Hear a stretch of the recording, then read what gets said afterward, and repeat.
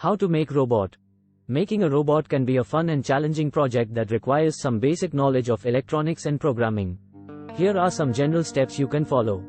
Plan your robot. Decide what kind of robot you want to make and what it will do. You can start with a simple design, such as a wheeled robot that moves forward and backward, or a more complex one, such as a humanoid robot that can walk and talk. Gather your materials. Depending on your robot design, you'll need various components such as a microcontroller, motors, sensors, and batteries. You can buy them online or from electronics stores. Assemble your robot. Follow the instructions that come with your components to connect them together. Use a soldering iron to join wires and connectors, and make sure all the connections are secure. Write the code. Use a programming language such as C or Python to write the code that will control your robot's movements and actions. You can use an integrated development environment, IDE, to write and test your code. Test your robot. Connect your robot to a power source and test its movements and actions. Debug your code if necessary and make adjustments to your robot design if needed.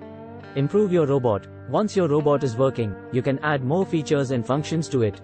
For example, you can add sensors that detect obstacles, or a camera that captures images and videos.